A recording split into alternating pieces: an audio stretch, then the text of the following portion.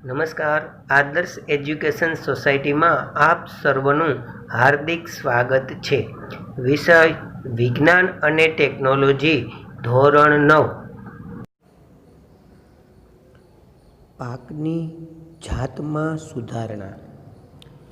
પાકનું ઉત્પાદન સારું થાય તે પ્રયત્ન પાકની જાતિની પસંદગી ઉપર આધારિત છે. આપણે જો પાકનું ઉત્પાદન વધારવું હોય તો સારા પ્રકારની પાકની જાતો છે એનો ઉછેર કરવો જોઈએ. પાકની જાતિઓ કે જાતો માટે વિવિધ ઉપયોગી લક્ષણ જેવા કે રોગપ્રતિકારક ક્ષમતા, ખાતર પ્રત્યે પ્રતિચાર, નીપજની ગુણવત્તા અને ઊંચા ઉત્પાદનને આધારે પસંદગી કરી પ્રજનન કરાવી શકાય છે. પાકની જાતોમાં ઇચ્છિત લક્ષણોને સંકરણ દ્વારા ઉમેરી શકાય છે. આપણે ઘણી બધી વખત બોલીએ છીએ કે સંકર જાતો. સંકરણથી આ સંકર જાતો છે એ મેળવવામાં આવતી હોય છે. પાક જનીન બંધારણમાં સુધારો કરવા માટે ચોક્કસ વનસ્પતિ જાતોમાં ઐચ્છિક લક્ષણોવાળા જનીનને ઉમેરવામાં આવે છે અને પરિણામે જનીનિક રૂપાંતરિત પાક મળે છે, જેને આપણે સંકરણ ઓલાદો તરીકે ઓળખીએ છીએ. સંકરણ વિધિમાં વિવિધ આનુવંશિક લક્ષણોવાળી વનસ્પતિઓમાં સંકરણ કરાવવામાં આવે છે. એક જ જાતિની હોય કે જુદી જુદી જાતિની હોય એવી બે વનસ્પતિઓના ઇચ્છિત લક્ષણો છે આની અંદર ભેગા કરવામાં આવતા હોય છે અને એના કરતાંય સારા લક્ષણો છે એ સંકરણ જાતની અંદર આપણે મેળવતા હોઈએ છીએ. આ સંકરણ આંતરજાતીય બે ભિન્ન જાતિ વચ્ચે એક જ પ્રજાતિની બે ભિન્ન જાતિઓ વચ્ચે અથવા આંતર પ્રજાતીય બે ભિન્ન પ્રજાતિ વચ્ચે કરી શકાય છે. પાક સુધારણાની બીજી રીત એ છે કે ઐચ્છિક લક્ષણોવાળા જનીનોને ઉમેરવા. આના પરિણામ સ્વરૂપે જનીનિક રૂપાંતરિત પાક મેળવી શકાય છે. બે જુદી જુદી જાતો હોય કે એક જાતિ હોય અને બીજી પ્રજાતિ હોય, એમની વચ્ચે સંકરણ કરવામાં આવે છે અને ઐચ્છિક લક્ષણોવાળા જનીનો છે એ મેળવી શકાતા હોય છે. આ જે જનીનિક રૂપાંતરિત પાક છે એ સંકર ઓલાદ તરીકે ઓળખાય છે.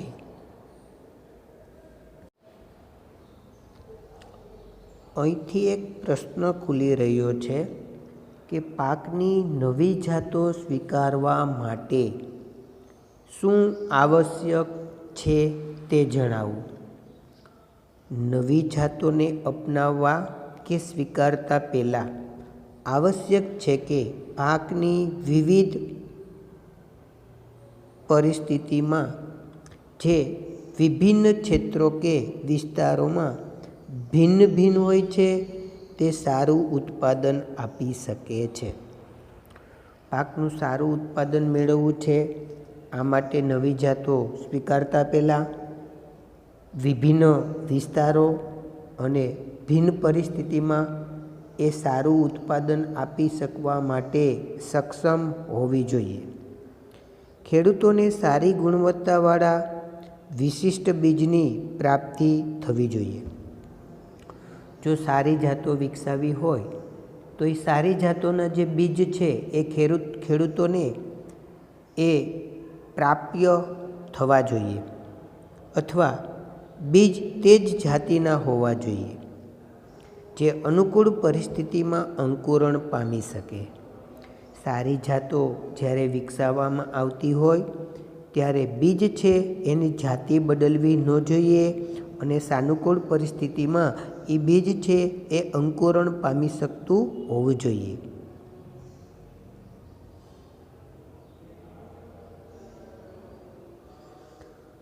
સંવર્ધન પ્રણાલીઓ તથા પાક ઉત્પાદનની ઋતુ, ભૂમિની ગુણવત્તા અને પાણીની પ્રાપ્યતા પર આધારિત છે. પાકનું ઉત્પાદન છે એ ઋતુ અને ભૂમિની ગુણવત્તા ઉપર અને પાણી કેટલું મળે છે એના ઉપર પાકનું ઉત્પાદનનો આધાર હોય છે. કારણ કે ઋતુકીય પરિસ્થિતિઓ જેવી કે અનાવૃષ્ટિ અને પૂરનું પૂર્વાનુમાન કરવું મુશ્કેલ હોય છે. ક્યારેક ઋતુઓ બદલતી હોય, અનાવૃષ્ટિ થતી હોય, એકાએક પૂર આવી જતું હોય, ત્યારે એની આગાહી છે એ પહેલેથી થઈ શકતી નથી. એનું પૂર્વાનુમાન કરવું મુશ્કેલીવાળું હોય છે. એટલા જ માટે એવી જાતો વધારે ઉપયોગી છે કે જે વિવિધ આબોહવાકીય પરિસ્થિતિમાં પણ ઉગી શકે. મિત્રો, એવી જાતો વિકસાવવી જોઈએ જેથી કોઈપણ પ્રકારની આબોહવાકીય પરિસ્થિતિ ઉત્પન્ન થાય ભૌગોલિક કારણોને લીધે, તો એ પરિસ્થિતિ સામે આ જાતો છે એ ટકી રહે અને એનું ઉત્પાદન છે એ જળવાઈ રહે. વિવિધ આબોહવાકીય પરિસ્થિતિમાં પણ આ જાતો છે ઉગી શકતી હોવી જોઈએ. આ રીતે એવી જાતો બનાવેલી છે કે જે વધુ સારવાળી ભૂમિમાં પણ ઉગી શકે છે. ભૂમિની અંદર જો સારનું પ્રમાણ વધારે હોય તો પણ આ નવી જાતો જે સ્વીકારવામાં આવેલી છે એ જાતો છે એ સારવાળી ભૂમિમાં પણ સારું ઉત્પાદન આપવા માટે સક્ષમ હોય છે. અહીંથી એક એવો પ્રશ્ન ખુલી રહ્યો છે કે કયા કારકો કે પરિબળો માટે જાત સુધારણા કરવામાં આવે છે, સમજાવો. જાત સુધારણા જે કારણોને લીધે કરવામાં આવે છે એ કારણો કે ટોપિક વિશે આપણે સમજૂતી આપવાની થશે. સૌથી પહેલાં વધારે ઉત્પાદન મેળવવા માટે જાત સુધારણા કરવામાં આવતી હોય છે. એકર દીઠ પાકની ઉત્પાદન ક્ષમતામાં વધારો કરવો. કોઈ એકર દીઠ પાકનું ઉત્પાદન વધારવું હોય તો નવી જાતો છે એ વિકસાવવામાં આવતી હોય છે. ગુણવત્તામાં સુધારો કરવા માટે નવી જાતો છે એ વિકસાવવામાં આવતી હોય છે. પાક ઉત્પાદનની ગુણવત્તા પ્રત્યેક પાકમાં ભિન્ન હોય છે. ઘઉંમાં બેકિંગની ગુણવત્તા એટલે કે ઘઉંમાં લોટની ગુણવત્તા, દરેક ઘઉં છે એ ઘઉંના પ્રકાર આપણે સમજીએ કે લોકવન ઘઉં અને ટુકડા ઘઉં. તો બે ઘઉંની અંદર એ લોટ છે કે પાવડર છે એની ક્ષમતા છે કે ગુણવત્તા છે એ જુદી જુદી હોય છે. કઠોળની અંદર પ્રોટીનની ગુણવત્તા, કઠોળ છે એમાં પ્રોટીનની ગુણવત્તા એકસરખી હોતી નથી. દરેક કઠોળની અંદર એ પ્રોટીનની ગુણવત્તા છે એ ભિન્ન ભિન્ન હોય છે. તેલીબિયામાં તેલની ગુણવત્તા અને ફળ અને શાકભાજીનું સંકરણ અગત્યનું છે. મિત્રો, ગુણવત્તામાં જો સુધારો થાય તો કઠોળની અંદર પ્રોટીનની ગુણવત્તા વધી શકે, તેલીબિયામાં તેલની ગુણવત્તા વધી શકે, ઘઉંમાં પાવડરની ગુણવત્તા વધારી શકાય અને ફળ અને શાકભાજીનું સંરક્ષણ છે એ ગુણવત્તાની અંદર પણ સુધારો થતો હોય છે. એટલા માટે નવી જાતો વિકસાવવામાં આવતી હોય છે. નવી જાતો વિકસાવવા માટેના જે પરિબળો છે એમાં એક છે જૈવિક અને અજૈવિક પ્રતિકારકતા. જૈવિક એટલે સજીવો આવે, અજૈવિક એટલે નિર્જીવ ઘટકો આવે. એમાં તાપમાન આવે, પવન આવે, પાણી આવે, ભેજ આવે, એવા ઘટકોથી પાકને રક્ષણ આપવું પડે. અને જૈવિક ઘટકો એટલે કે કીટકો સામે કે સૂક્ષ્મજીવો સામે પાકને રક્ષણ આપતા હોય એવા ઘટકોની સમજૂતી આપવાની થશે. અહીં જૈવિક અને અજૈવિક પ્રતિકારકતા, રોગો અને કીટકો અને કૃમિઓ, અજૈવિક પરિસ્થિતિઓને કારણે પાક ઉત્પાદકતા ઓછી થઈ શકે છે. જો પાકની અંદર કોઈ જૈવિક ઘટકોને લીધે રોગો થાય, એ જૈવિક ઘટકોની અંદર કીટકો આવે, કૃમિઓ આવે. અજૈવિક ઘટકો એટલે કે અનાવૃષ્ટિ, વધુ પડતું પાણી, ગરમી, ઠંડી, હિમપાત, આ પરિસ્થિતિને કારણે પાક ઉત્પાદન ઓછું થઈ શકે છે. એટલે કે જૈવિક ઘટકો અને અજૈવિક ઘટકો છે એ પાકનું ઉત્પાદન છે ને એ ઘટાડી શકતા હોય છે. તો શું કરવામાં આવે છે? આ પરિસ્થિતિને સહન કરી શકે તેવી જાતો પાક ઉત્પાદનમાં સુધારણા લાવી શકે છે. આપણે એવી જાતો વિકસાવવી જોઈએ જેના ઉપર જૈવિક અને અજૈવિક ઘટકો એનો પ્રતિકાર કરી શકે, એટલે કે એનો સામનો કરી શકે.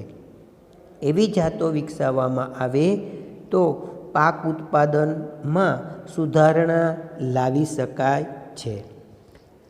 પાક ઉત્પાદનમાં સુધારણા લઈ આવવા માટે એક પરિપક્વ સમયમાં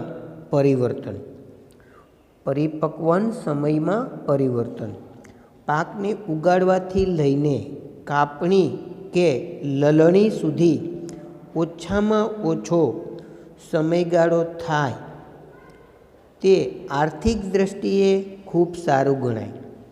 મિત્રો, જ્યારે તમે પાક વાવો છો ત્યારે પાકની લલણી કરવામાં આવતી હોય છે. પાકને ઉગાડવાથી એની લણણી સુધીનો સમયગાળો, પાક ઉગાડો છો ત્યારથી પાકને કાપો છો એ સમયગાળો ઓછો હોય તો એ પાક માટે આર્થિક દૃષ્ટિએ ખૂબ સારું ગણાય છે. આથી ખેડૂત પ્રતિવર્ષે પોતાના ખેતરમાં ઘણો પાક ઉગાડી શકે છે. જો ઉગાડવાથી લણણી સુધીનો સમયગાળો ઓછો હોય તો એક જ વર્ષમાં એક કરતાં વધારે પાકો છે એ આપણે વાવી શકીએ છીએ. ઓછો સમયગાળો હોવાને કારણે પાક ઉત્પાદનમાં ધન પણ ઓછું ખર્ચાય છે. સમાન પરિપક્વન કાપણીની ક્રિયાને સરળ બનાવે છે અને કાપણી દરમિયાન થનારા પાકોને ઓછું નુકસાન થાય છે. જ્યારે તમે પાક વાવો છો તે પછી પાકને કાપો છો, એ જો સમયગાળો ઓછો હોય તો અહીં ધન અને સમય છે એ ઓછો ખર્ચાશે અને કાપણીની ક્રિયા છે એ સરળ બનશે. કાપણી દરમિયાન થનારા પાકને પણ ઓછું નુકસાન થશે. હવે વ્યાપક અનુકૂળતા. જાત સુધારણા કરવા માટે એક મુદ્દો છે વ્યાપક અનુકૂળતા. વ્યાપક અનુકૂળતાવાળી જાતોનો વિકાસ કરવો વિવિધ પર્યાવરણીય પરિસ્થિતિના પાક ઉત્પાદનને સ્થાયી કરવામાં મદદરૂપ થાય છે. જો વ્યાપક રીતે અનુકૂળતા પાક ધરાવતો હોય તો કોઈપણ પ્રકારની પર્યાવરણીય પરિસ્થિતિની અંદર પાક છે એનું ઉત્પાદન સ્થાયી રીતે આપણે મેળવી શકીએ છીએ. એટલે કે પાક છે એ નિષ્ફળ જવાની શક્યતાઓ ઓછી રહેતી હોય છે. એક જ જાતિને વિવિધ વિસ્તારોમાં વિવિધ આબોહવામાં ઉગાડી શકાતી હોય છે, જેને કહેવાય વ્યાપક અનુકૂળતા. અને આ રીતે પાક જાતિ સુધારણા આપણે કરી શકતા હોઈએ છીએ. પાક જાતિ સુધારણા માટેનું છેલ્લું લક્ષણ ઐચ્છિક કૃષિ વિષયક લાક્ષણિકતા. ઘાસચારાવાળા પાક માટે લાંબી અને વધુ શાખાઓ ઈચ્છિત લક્ષણ છે. એવો પાક તમારે વાવવાનો છે કે ઘાસચારાની જરૂરિયાતવાળો પાક છે. તો એના માટે સારું લક્ષણ શું? તો કે લાંબી અને વધારે શાખાઓ એમાંથી ઉત્પન્ન થાય, તો આ લક્ષણ છે એ ઈચ્છિત લક્ષણ કહી શકાય. અનાજ માટે વામન છોડ યોગ્ય છે. અનાજ ઉગાડવામાં આવતું હોય ત્યારે એ છોડ નાનો રહે એ લક્ષણ છે અનાજના પાક માટે છે એ સારું લક્ષણ કહી શકાય. જેથી આ પાકને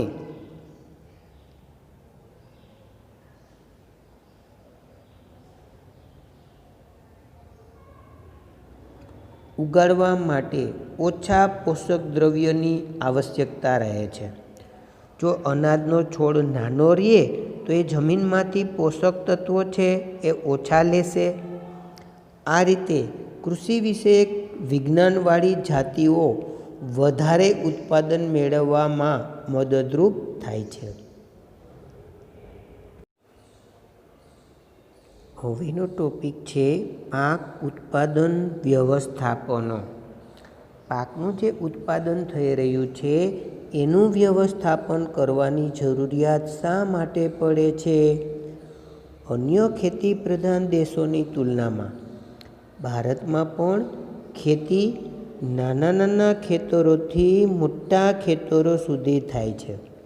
આપણા દેશની અંદર કેટલાક ખેડૂતો પાસે નાના ખેતરો હોય છે તો કેટલાક ખેડૂતો પાસે મોટા ખેતરો હોય છે અને ખેતીવાડી કરતા હોય છે. એટલા જ માટે વિવિધ ખેડૂતો પાસે ભૂમિ, ધન અને સૂચનાઓ અને તકનીકીની પ્રાપ્યતા ઓછી અથવા વધારે હોઈ શકે છે. મિત્રો, કોઈ પાસે ભૂમિ વધારે છે, ધન વધારે છે, એને માર્ગદર્શન વધારે મળે છે. જ્યારે કોઈ પાસે ભૂમિ ઓછી છે, ધન ઓછું છે, સૂચનાઓ પણ ઓછી મળે છે. એટલા માટે એનું વ્યવસ્થાપન કરવું જરૂરી છે. કારણ કે બધા પાસે સરખું નથી. ટૂંકમાં ધન અથવા આર્થિક પરિસ્થિતિઓ ખેડૂતોને વિવિધ ખેતી પ્રણાલીઓ અને ખેતીની તકનીકોને અપનાવવામાં અગત્યની ભૂમિકા ભજવે છે. યોગદાન વધુ રોકાણ અને પાક ઉત્પાદનમાં સહસંબંધ છે. આ રીતે ખેડૂતની રોકાણ કરવાની ક્ષમતા પાકના તંત્ર અને ઉત્પાદન પ્રણાલીનું નિર્ધારણ કરે છે. એટલા માટે ઉત્પાદન પ્રણાલીઓ પર વિવિધ સ્તરની હોઈ શકે છે. રોકાણ વગર ઉત્પાદન, ઓછું રોકાણ, ઉત્પાદન અને વધુ રોકાણ ઉત્પાદન આ પ્રણાલીઓમાં સમાયેલ છે. મિત્રો, કેટલાક ખેડૂતો એવા હોય છે કે રોકાણ ઓછું કરતા હોય છે અને ઉત્પાદન વધારે મેળવતા હોય છે. કેટલાક વધારે રોકાણ કરીને ઉત્પાદન ઓછું મેળવતા હોય છે. આવી વિસંગતતાને દૂર કરવા માટે પાક ઉત્પાદનનું વ્યવસ્થાપન કરવું જરૂરી બને છે.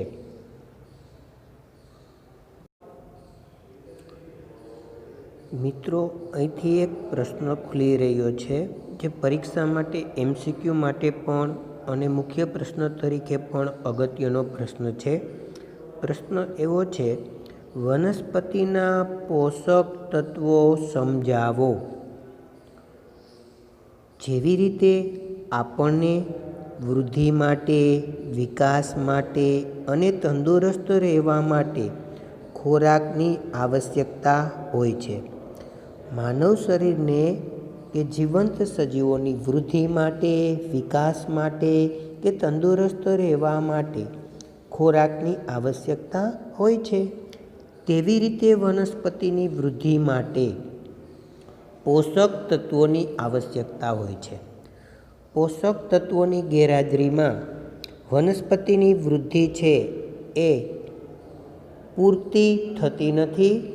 એટલા માટે એને પૂરતા પ્રમાણમાં પોષક તત્વો મળવા જરૂરી છે. પોષક તત્વોની પ્રાપ્તિ વનસ્પતિને 3 સ્ત્રોતમાંથી પોષક તત્વો મળે છે. પહેલો સ્ત્રોત છે હવા. બીજો સ્ત્રોત છે પાણી અને ત્રીજો સ્ત્રોત છે ભૂમિ. વનસ્પતિ હવા, પાણી અને ભૂમિમાંથી પોષક તત્વો પ્રાપ્ત કરે છે. આવશ્યક પોષક તત્વોની સંખ્યા 16 છે. વનસ્પતિને જોઈએ છે 16 પોષક તત્વો, જેને કહેવાય આવશ્યક પોષક તત્વોની સંખ્યા 16 છે. વનસ્પતિ કેટલાક પોષક તત્વો છે એ હવામાંથી મેળવે છે. હવામાંથી જે પોષક તત્વો મેળવે છે એમાં કાર્બન અને ઓક્સિજન છે.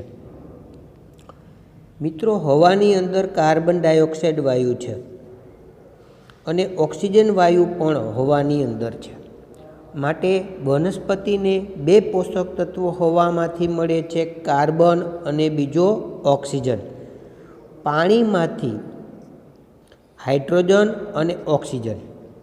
પાણીનું સૂત્ર છે H2O. તો પાણીમાંથી વનસ્પતિ હાઇડ્રોજન મેળવી શકે છે અને ઓક્સિજન પણ મેળવી શકે છે. બાકીના 13 પોષક તત્વો ભૂમિમાંથી પ્રાપ્ય થાય છે. ભૂમિમાંથી લીલી વનસ્પતિને 13 પોષક તત્વો મળી રહે છે. તે પૈકી કેટલાક વધુ માત્રામાં જોઈએ છે. મિત્રો, જે પોષક તત્વો લીલી વનસ્પતિને વધારે માત્રામાં જોઈતા હોય એવા પોષક તત્વોને ગુરુ પોષક તત્વો કે બૃહદ પોષક તત્વો તરીકે ઓળખી શકાય. એના વગર વનસ્પતિની વૃદ્ધિ અને વિકાસ શક્ય જ નથી. માટે આ જે પોષક તત્વો છે એને ગુરુ પોષક તત્વો તરીકે ઓળખવામાં આવે છે. બાકીના પોષક તત્વોની જરૂરિયાત વનસ્પતિને ઓછા પ્રમાણમાં હોય છે. એટલા માટે તેઓને લઘુ પોષક તત્વો કે સૂક્ષ્મ પોષક તત્વો તરીકે ઓળખવામાં આવે છે.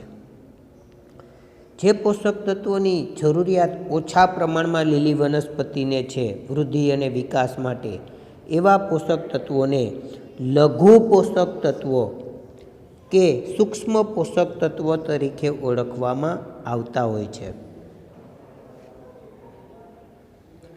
લીલી વનસ્પતિને જે પોષક તત્વો મળે છે મુખ્ય 3 સ્ત્રોતમાંથી મળે છે. પહેલો જે સ્ત્રોત હતો એ હવા.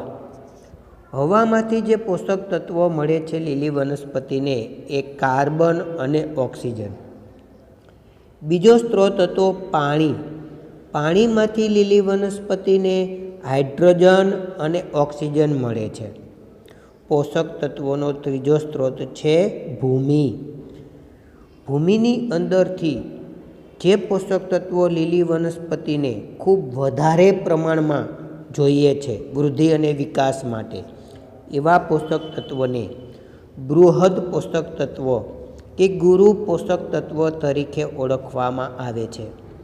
તમને 1 માર્ક્સના MCQની અંદર કે પ્રશ્નની અંદર પૂછાઈ શકે કે ગુરુ પોષક તત્વોના નામ જણાવો કે લીલી વનસ્પતિને વૃદ્ધિ અને વિકાસ માટે વધારે પ્રમાણમાં જોઈતા હોય એવા પોષક તત્વો છે nitrogen, phosphorus, potassium, calcium, magnesium અને સલ્ફર.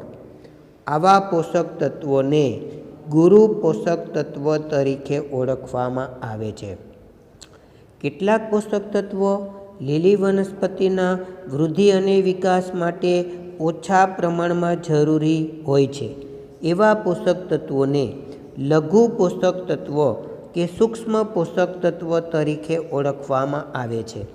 આવા લઘુ પોષક તત્વોના નામ એમાં zinc, copper, molybdenum, chlorine, iron, manganese અને બોરોન. આ જે પોષક તત્વો છે એ પોષક તત્વોની લીલી વનસ્પતિને વૃદ્ધિ અને વિકાસ માટે અલ્પ માત્રામાં જરૂરિયાત હોય છે. માટે આ પોષક તત્વોને લઘુ પોષક તત્વ તરીકે ઓળખવામાં આવે છે. પોષક તત્વોની ઉણપને કારણે વનસ્પતિની દેહધાર્મિક પ્રક્રિયાઓ સહિત પ્રજનન, વૃદ્ધિ અને રોગોની પ્રવૃત્તિઓ પ્રત્યે અસર પડે છે. વધારે ઉત્પાદન પ્રાપ્તિ કરવા માટે ભૂમિમાં છાણિયું ખાતર અને ખાતરના સ્વરૂપમાં આ પોષક તત્વોને જમીનમાં ભેળવવા આવશ્યક છે. જો પોષક તત્વોની ઉણપ રહી જાય તો વનસ્પતિની દેહધાર્મિક ક્રિયાઓ, પ્રજનનની ક્રિયા, વૃદ્ધિની ક્રિયા, રોગો સામે લડવા માટેની જે એની પ્રતિકાર ક્ષમતા છે એના ઉપર અસર પહોંચતી હોય છે. વધારે ઉત્પાદન પ્રાપ્તિ કરવા માટે આપણે ભૂમિની અંદર છાણિયું ખાતર છે એ ભેળવીએ છીએ, જેમાંથી લીલી વનસ્પતિને પોષક તત્વો મળી રહે છે. આપ સર્વ મારી સાથે જોડાયા તે બદલ આભાર.